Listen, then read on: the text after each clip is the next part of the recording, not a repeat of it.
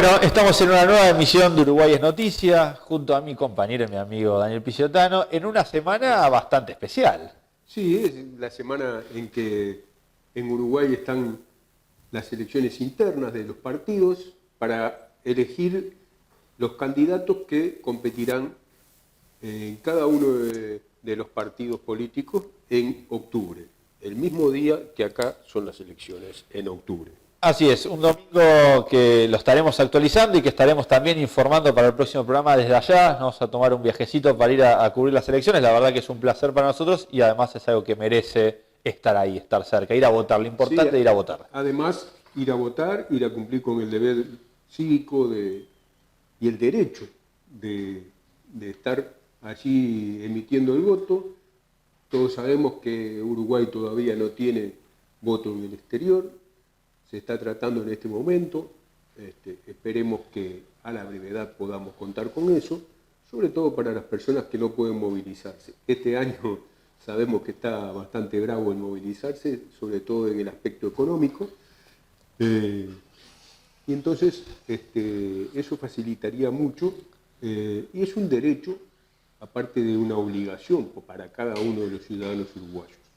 Así que es todo un tema ese, la discusión del voto al exterior. Hay un compromiso, en principio, por lo menos por parte del Frente Amplio, de empezar a tratarlo post-elecciones, y la verdad es que todo daría a entender que no podemos pasar otra elección más. No solo eso, ya en el año 18, el año pasado, el Senado aprobó, de acuerdo a la interpretación que se hace de la Constitución, el hecho de que los uruguayos en el exterior tenemos derechos de votar en el lugar donde residimos.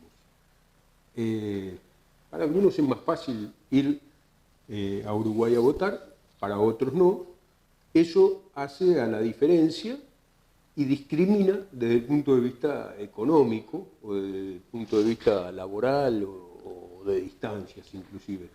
Razón por la cual eso no puede discriminar a una persona un derecho por ese tipo de razones.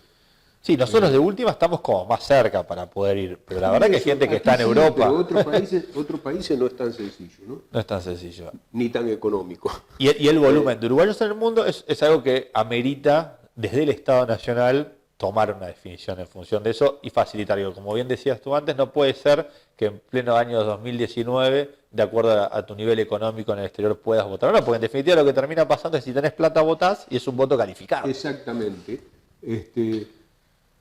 Convengamos de que los países de América, prácticamente todos los países tienen voto en el exterior, salvo Uruguay. En este momento Chile fue el último que lo aprobó. En Argentina ahora se está reviendo, hay un dime y direte. Pero si hay un voto por carta, consular en Argentina. Hay distintos tipos de votos. Pero está. En Uruguay se hizo una comisión, estuvo esa comisión actuando, esa comisión integrada por distintos organismos de derechos y distintas entidades, y también con representación de cada uno de los partidos que tienen representación parlamentaria. El Partido Colorado y el Partido Blanco no enviaron delegados a esa comisión, y el Partido Independiente tampoco. Sí lo hicieron la Unión Popular y el Frente Amplio. Estudiaron la cosa y el voto sería voto consular presencial en consulados donde los cónsules sean de carrera. De carrera, claro. Todo ese tipo de cosas se ha ido bien, pero todavía está en estudio. Bueno, en el marco de las elecciones, digo, para ya adentrarnos en el programa, si te parece, si bien ya lo habíamos hecho, podemos decir que hay tres grandes partidos que se van a estar disputando en octubre la presidencia de la Nación.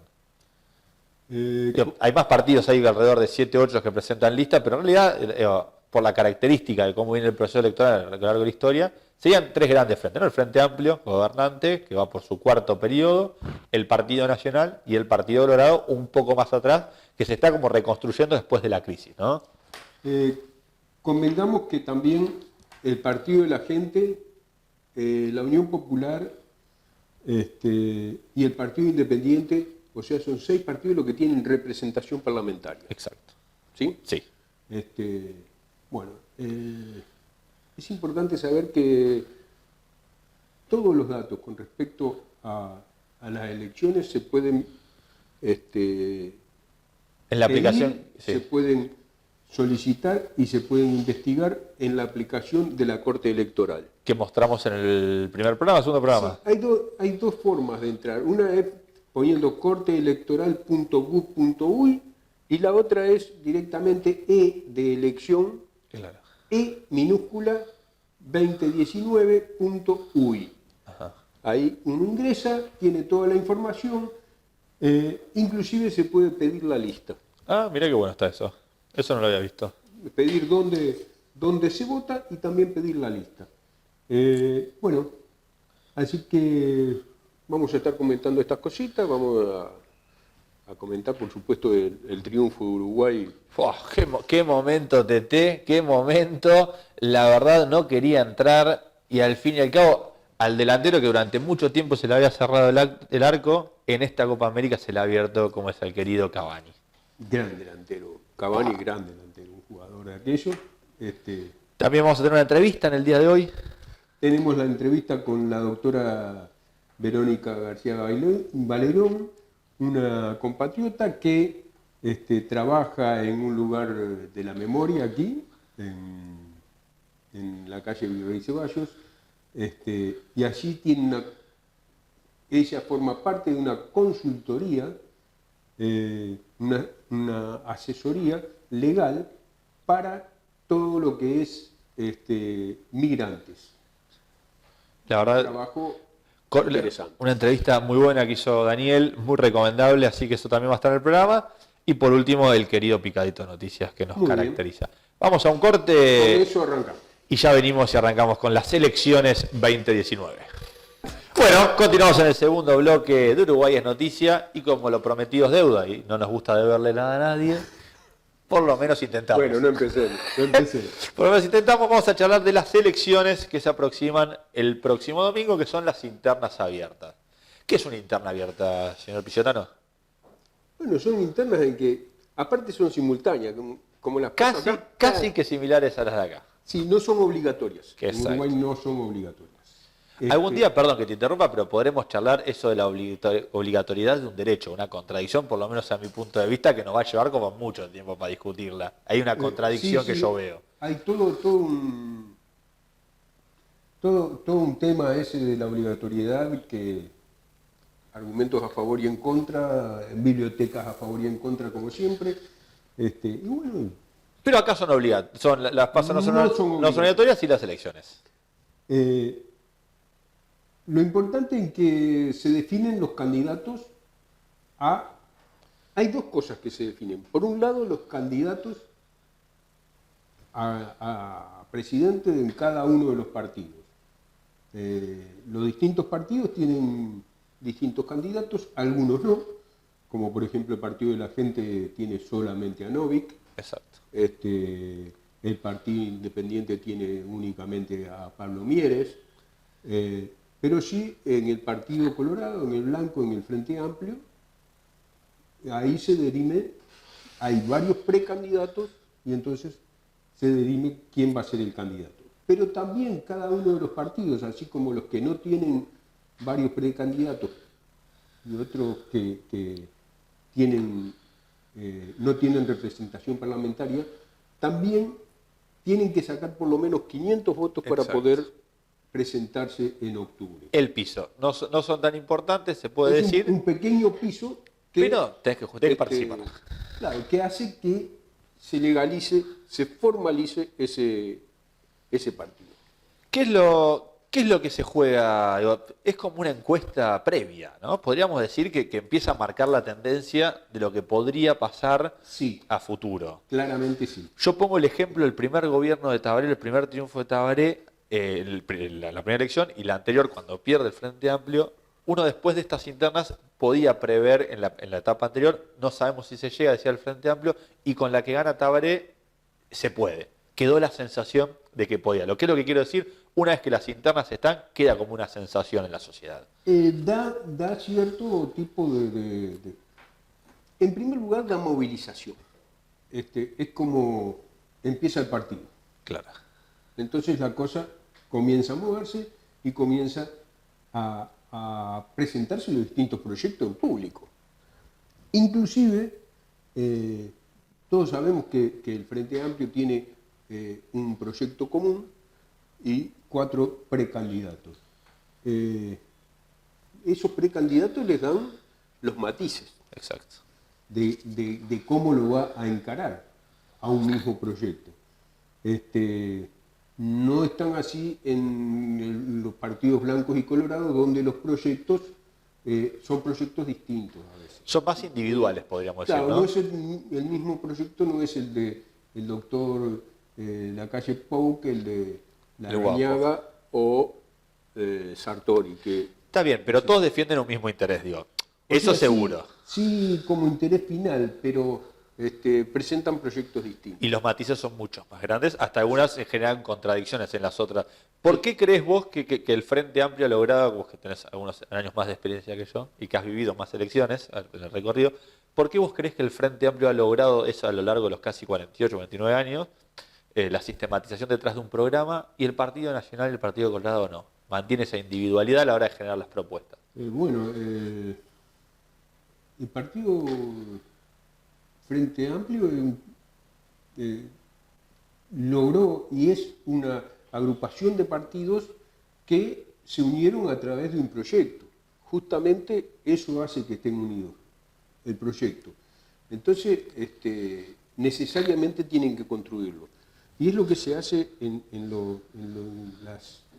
los periodos previos y en los congresos previos que hay, justamente es formar el proyecto para el próximo gobierno, en el cual después aparecen los candidatos. Mientras que los candidatos de los partidos tradicionales son más candidatos estables, como Larrañaga, Lacalle, Sanguinetti. Los apellidos son siempre similares a lo largo de... Sí, o sea, son personas que están en el Senado, en los distintos agrupaciones dentro de esos partidos y que se han mantenido a lo largo de los años.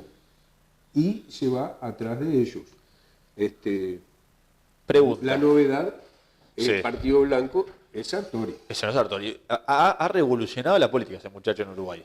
No, digo, algunos intentan hacer algunas similitudes con Mauricio Macri en Argentina, por su perfil empresarial, pero la verdad que ha llegado con propuestas inéditas como esa tarjeta de salud que en caso de ganar, más allá de lo que uno pueda llegar a pensar, ha instalado una forma distinta de hacer campaña. El Frente Amplio cuando llega cambia la lógica de la política uruguaya, el muchacho vuelve a hacer lo mismo, vuelve a interpelar y a plantear una modernización más de derecha y a su estilo de la política en Uruguay.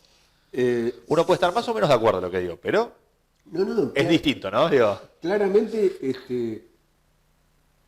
es distinto, ¿por qué? Porque en primer lugar llega apoyado básicamente en una fortuna.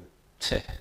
Y viene a aplicar la fortuna a ver si él puede ingresar a una carrera política.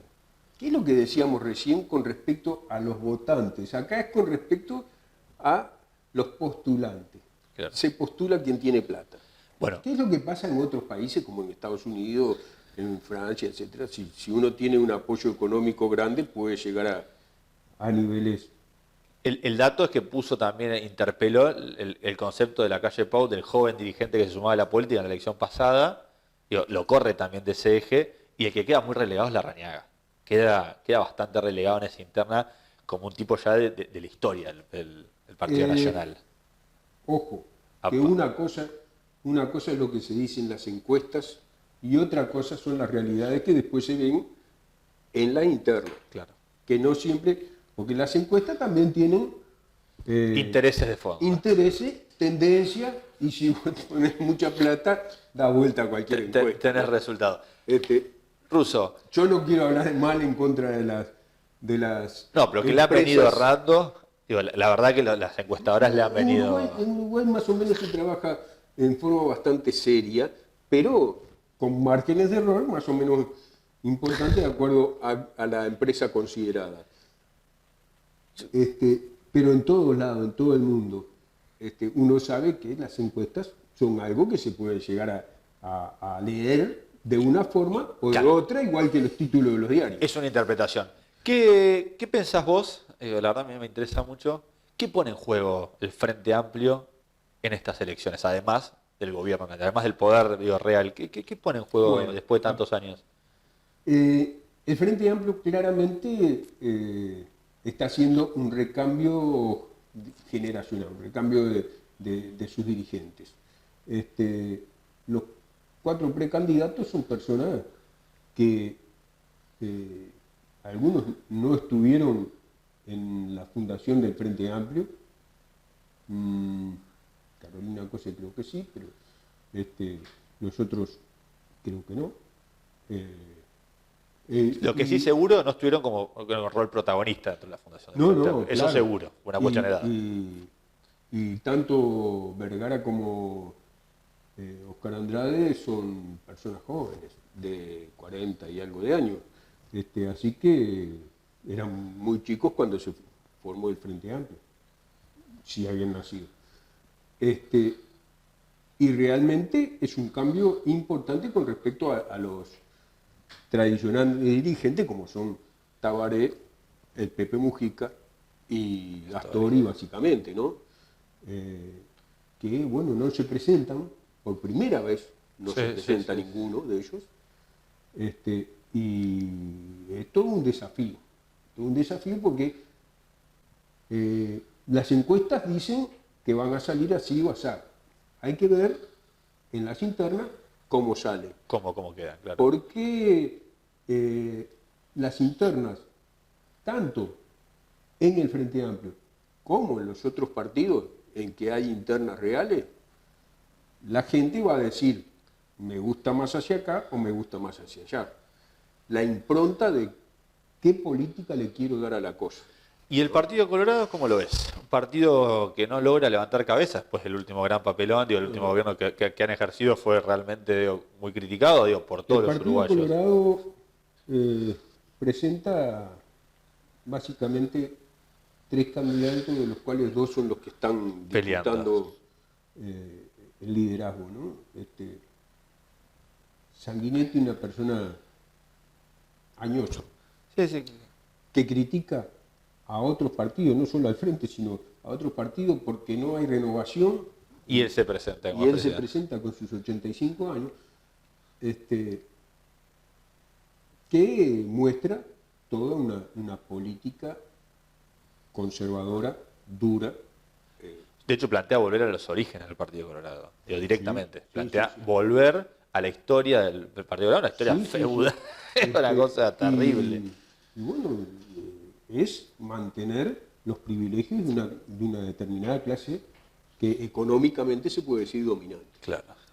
Mientras que, por el otro lado, Talvi plantea cierta renovación dentro del Partido Colorado y de la política del Partido Colorado.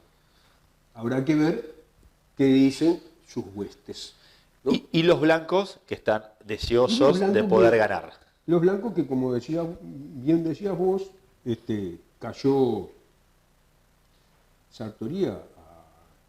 Pateó el tablero. Pateó el tablero. Concretamente pateó el tablero. Ellos venían muy tranquilos con la calle Pou y la Rañaga.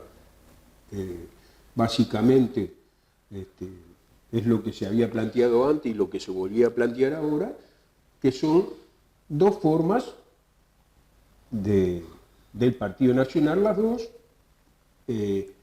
con cierto sesgo hacia un lado o hacia el otro, pero más o menos conservadores, pero siempre conservadores, uno un poco más populista, el otro menos,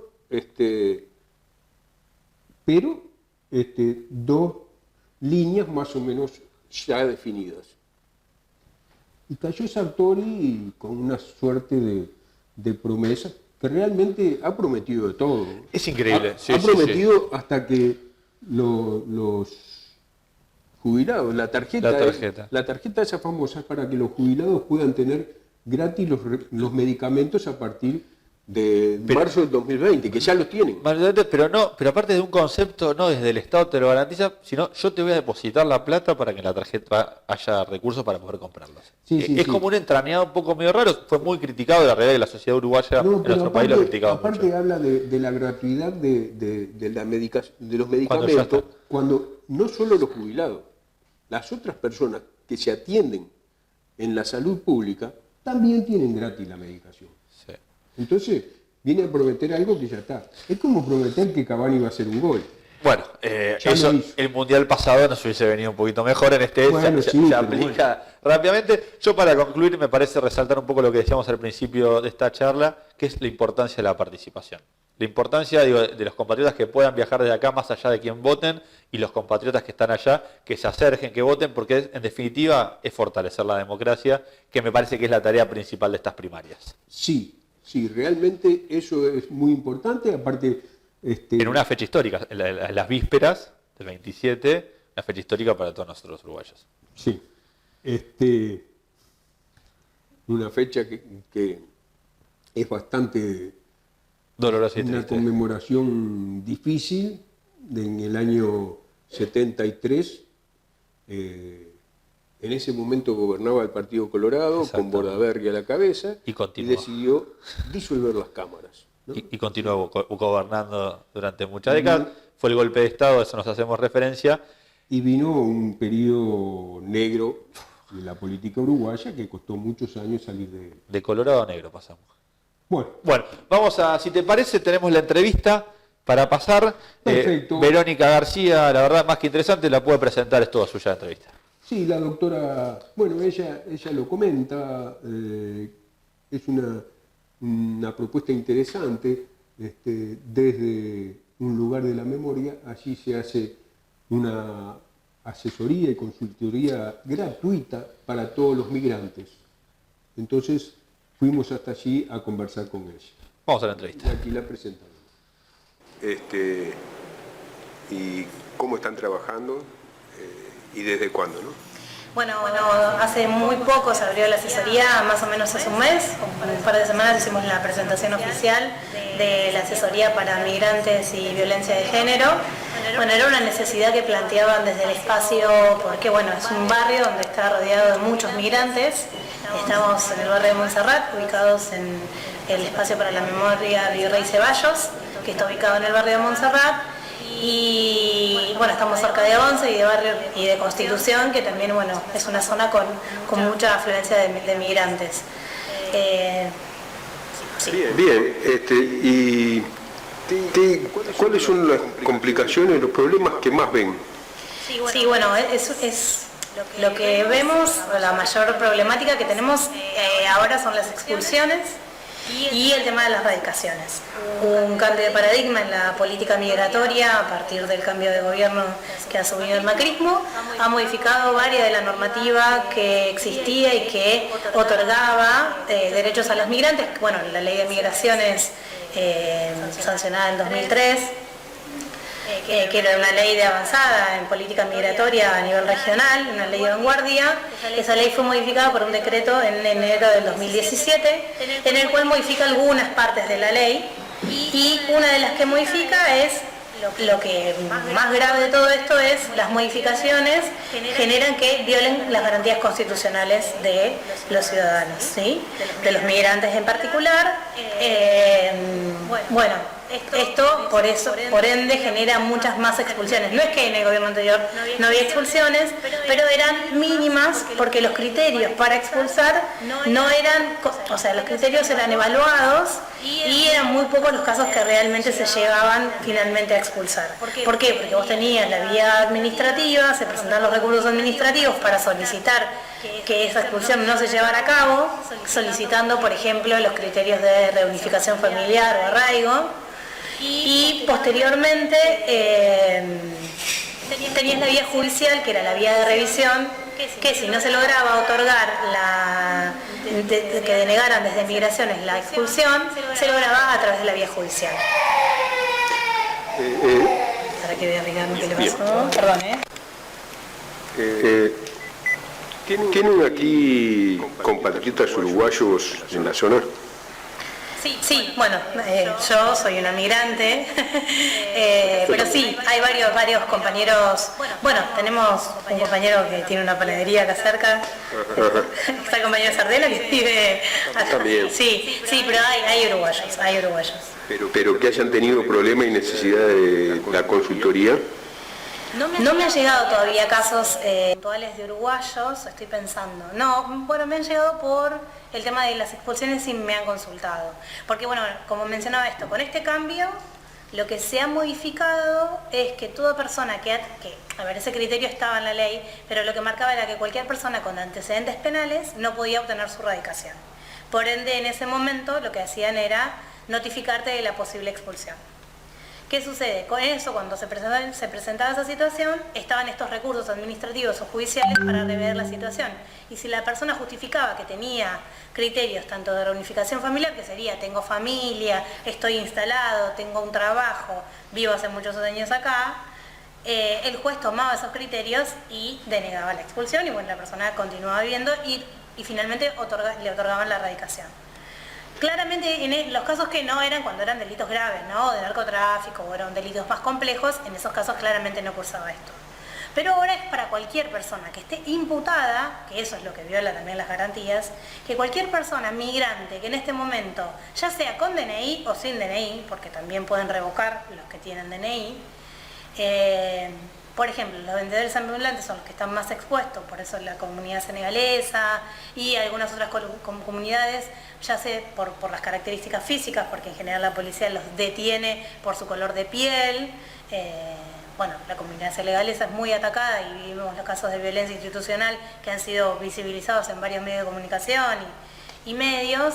Entonces cualquier persona que es detenida en alguna instancia, ya sea por vendedor ambulante o esto, por ese proceso, que todavía no tiene una condena firme, nada, recién inicia el proceso judicial, los fiscales de la ciudad tienen la posibilidad de proponerles que se vayan por las buenas o que los expulsan directamente. O sea, el tema es que lo que conlleva la expulsión es que no pueden volver al país, en algunos casos por 8 años o por 5 años. Entonces es muy compleja la situación y la realidad es que uno, si no tiene conocimiento jurídico o por ignorancia o por lo que fuere, un fiscal te dice o te vas o te vamos, la realidad es que uno le genera mucho miedo. Hay muchos casos que han sido visibilizados. Hubo el caso de una chica de ciudadanía peruana y otro caso fue también conocido de otro ciudadano boliviano que fueron expulsados por causas viejas, que habían sido condenas en suspensas, habían sido delitos menores, que habían cumplido ya ese plazo y que los fiscales y jueces de la ciudad lo que están haciendo es notificar a migraciones de todas esas personas migrantes que tuvieron en algún momento una causa. Y automáticamente los están expulsando, porque el caso del compañero boliviano fue detenido en una movilización y cuando chequearon si tenía antecedentes penales o algo, saltó a la policía que tenía un pedido de expulsión y esa misma noche fue expulsado. O sea que claramente no tuvo ni la posibilidad de presentar los recursos porque ya se habían vencido todos los plazos y como les mencionaba, el decreto lo que reforma es los plazos de los recursos, saca algunos criterios en los cuales uno podía poder solicitar que denegaran estas expulsiones y bueno, por eso lo que se plantea y por eso fue declarado inconstitucional, pero bueno, ahora está en la Corte porque Migraciones apeló y bueno, han apelado este decreto. Y ahora está en la Corte y estamos esperando que la Corte resuelva y que lo declare inconstitucional. Pero muchos jueces lo aplican, otros no, porque entienden esto, ¿no? Que viola las garantías constitucionales de los migrantes. ¿La consultoría es gratis y dónde funciona? Bueno, la consultoría es gratuita y funciona aquí en el Espacio para la Memoria Virrey Ceballos. Esto está ubicado en Virrey Ceballos 630, esquina entre México y Chile. Esto es en el barrio de Montserrat, Capital Federal. ¿En qué horario? Tenemos, la atención está los lunes de 10 a 12 y después tenemos martes y jueves por la tarde de 5 a 19 horas. Es importante, otro dato importante, que desde que surgió la asesoría jurídica acá, surgieron otras necesidades y el bloque de trabajadores migrantes está dando un curso de español para senegaleses los lunes por la tarde a las 18 horas, de 18 a 21. Los martes se está dando un curso aparte de español para los brasileños un curso de español, porque bueno, la dificultad que tienen ellos es que no les están permitiendo, o sea, les cobran un curso de ingreso por ser no hispanohablantes, entonces tienen que pagar un curso, aprobarlo, y si no, no pueden ingresar a la universidad. Entonces, bueno, son varias dificultades las que están viviendo los migrantes. Este retroceso en las políticas migratorias afectó desde todos los ámbitos.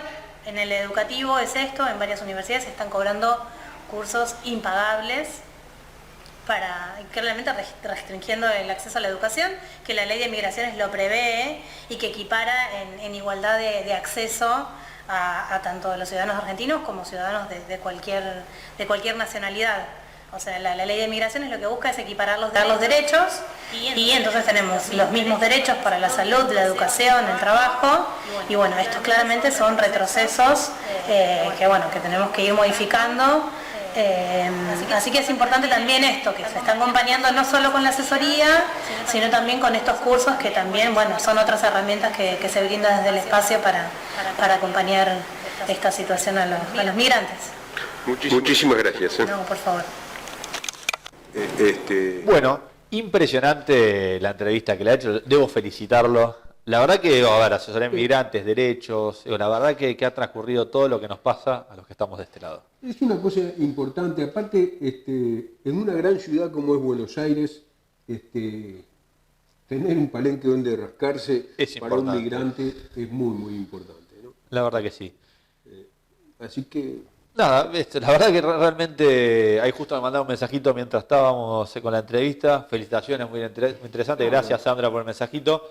Nada, la verdad que está a disposición, volvemos a decir lo mismo, todas dudas y consultas lo pueden hacer a través de las redes sociales de Uruguay es Noticia, en Hora 60 y en nuestras páginas de Facebook.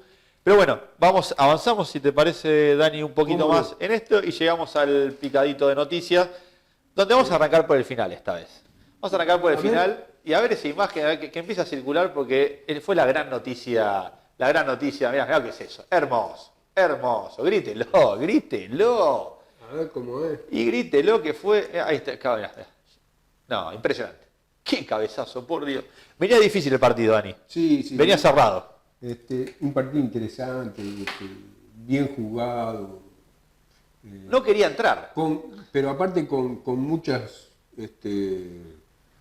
oportunidades, tanto para Uruguay como para Chile. Los dos tuvieron posibilidades de llegar al área contraria con buenas definiciones, buenos juegos. Pero estaba la sensación en el aire que en cualquier momento entraba, que hacíamos un gol. No era un partido para 0-0. No, pero yo en todo momento. Lo que digo es esto, ¿no? Uno hemos pasado mundiales en los que nos ha ido mal, Copa América en la que hemos fracasado. En esta está la sensación como que tarde o temprano llega, como con Japón. Digo, era inevitable que se empatara. Digo, no había dudas de que iba a haber un resultado, en principio no tan adverso. Y en esto como que estaba la sensación de que se ganaba.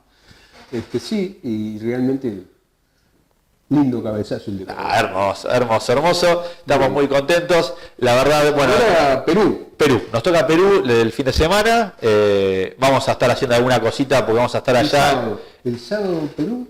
Así que antes de las elecciones vamos a poder ver en el paisito. Una emisión especial. Vamos a hacer un informe especial de cómo se vive el partido en Uruguay y vamos a tener un informe contando acá en Uruguay, en el magazine Uruguay es Noticia. Así que pasamos a la siguiente nota, si te parece, Dani. Bueno.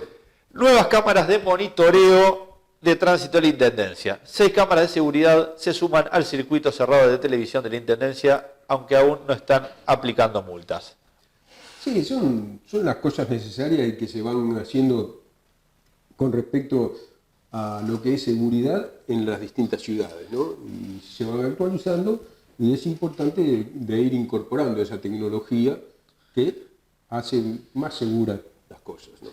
En otro orden de cosas, en los primeros 5 meses del año, del 2019, aumentaron un 4,9% las exportaciones de carnes uruguayas. La exportación cárnicas, me trabé ahí, totalizan 970 millones de dólares entre el 1 de enero y el 15 de junio.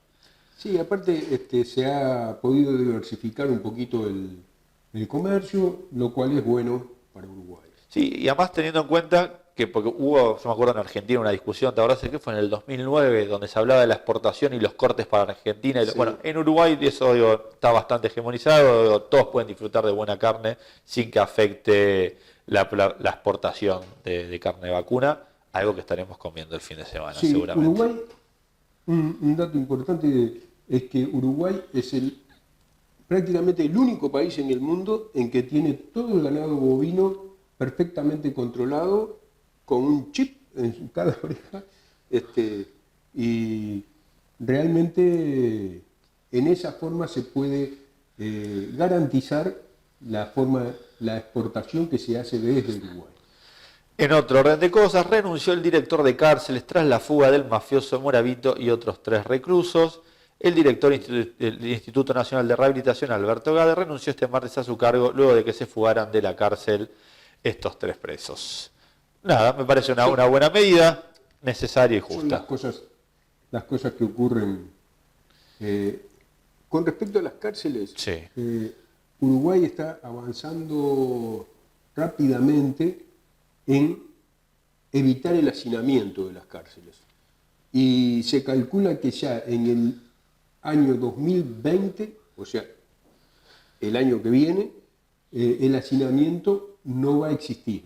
Va a haber una disposición de las personas detenidas adecuada y de acuerdo a las normas internacionales. Y además se viene discutiendo el tema de los oficios dentro de las cárceles y la necesidad de poder construir, también enseñar, el recluso paga su condena y está bueno aportar en la formación. Lo que es de esa educación, persona. lo que es trabajo, lo que es preparación y lo que son las cárceles intermedias, o sea, de que son previas a la salida hacia la sociedad con adaptación progresiva. En Exacto. esas cosas se está trabajando muchísimo y muy seriamente en Uruguay. También, en otro orden de cosas, los precandidatos del Frente Amplio saludaron a Carolina Cose en la previa al debate con Larrañaga. Contar con el apoyo de los compañeros en este camino es nuestra mayor fortaleza y motivo de orgullo, dijo la precandidata y exministra. Un hecho importante de cara a las internas, ¿no? Hoy va a haber un debate entre un precandidato del Partido Nacional y uno del Frente Amplio. Sí, en el día de hoy está el debate entre Jorge Larrañaga del Partido Nacional y la precandidata Carolina Cose del Frente Amplio. Creo que allí se van a exponer 2 posiciones claramente distintas, 2 posiciones con objetivos distintos de cómo hacer que Uruguay se instale en el mundo y cómo internamente distribuir las cosas. Así es. Ya más metidos de lleno en lo que va a ser la campaña, en el transcurso de los próximos programas empezaremos a charlar y a discutir qué es lo que va proponiendo cada uno de los candidatos que quede formalmente Claro, bendecido. porque ya en el próximo programa vamos a tener los candidatos para octubre. En ese orden de cosas rescatamos como unas primeras 3 noticias. Una dice, la interna del Partido Nacional y la intención de voto, según algunas encuestadoras, manifiesta que la calle Pou se mantendría primero sobre Sartori, quien achicó el margen en este último tiempo, dice el diario. Larrañaga, que es el otro que está allí terciando la cosa, ¿no? Sí, es la interna como más atractiva, en términos, la verdad que ha tenido un vaivén de idas y venidas y es la más movida, por lo menos en términos mediáticos. Sí, puede ser que en términos mediáticos sí, y también creo que en parte para defender la democracia, porque personalmente creo que en un partido político que se precie de tal, no puede venir alguien a comprar su lugar, ¿no? Claro. Me parece. Más allá de eso, creo que es interesante las internas en los 3 partidos grandes. Sí. Tanto en el Partido Colorado, como en el Partido Nacional, como en el Frente Amplio, se definen cosas importantes. Sabemos que por un lado los partidos tradicionales y por otro lado el Frente Amplio son visiones distintas del país en muchos aspectos. Son prácticamente 2 posiciones directamente Encontradas, antagónicas. distintas, Sí, claro. con 2 países a futuro. Pero también internamente el ver cómo quedan los candidatos, en qué orden y con qué porcentajes es muy importante. En qué porcentaje del Partido Colorado representa a Sanguinetti, qué porcentaje representa a Talvi y qué porcentaje representa a Valle, no me acuerdo, no es poca cosa. No, y aparte, y haciendo un paréntesis, digo, las internas definen al candidato a presidente, pero también indirectamente definen el vice, porque si bien no es obligatorio, queda como establecido los polos de poder a la hora de negociar en las internas de los partidos quién acompaña. Te está diciendo cómo la gente que te está apoyando Quiere el orden. Quiere que sea la cosa, ¿no? Y bueno, sí, obviamente te condiciona. Y creo que en el Frente Amplio es muy importante cómo se den los porcentajes también, ¿no? Vos recién hablabas de Talvi, ¿no? Y el observador titula reivindicando el vallismo. Talvi presentó su programa y pidió la oportunidad de pelear en octubre. El precandidato colorado dijo que sus propuestas no están hechas para quedar en papeles. Charlando que al principio, un partido colorado que viene muy relegado en la historia uruguaya últimamente y que se plantea esto de dejar de ser testimonial, ¿no? Sí, tengamos en cuenta que el Partido Colorado fue el partido que dominó por más de 100 años la política en el Uruguay. Y hace 20 que la ve afuera. Y que últimamente ha tenido porcentaje por debajo del 15%. Sí, ha sido... Es realmente... Para la historia del Partido Colorado, histórico. Parecido al radicalismo en Argentina con el 3%, digo, partidos históricos que han caído abruptamente, ¿no? No vamos a ponernos a hablar del radicalismo ahora, que sería... Sería para largo. Pero sí, realmente, y creo que, bueno, Talvi trata de darle un empuje y una orientación vallista al Partido Colorado nuevamente, con todo lo que significó el Pepe Valle en el Uruguay. En la historia del Uruguay. En otro orden de cosas, y la última noticia que vamos a estar llevando en el día de hoy, autoridades y dirigentes del Frente Amplio destacan la unidad e instan a darle continuidad a las transformaciones. La militancia empieza a tomar fuerza, a salir a la calle y a mostrar eso no solo para las internas, sino preparándonos para octubre, remarcó Patricia Ayala. Sí, Patricia Ayala fue intendente en Artigas. En Artigas, exacto. Bien, y hay una campaña, perdón, el tema de las banderas. Debate. Y hoy el debate, charlamos hace un ratito.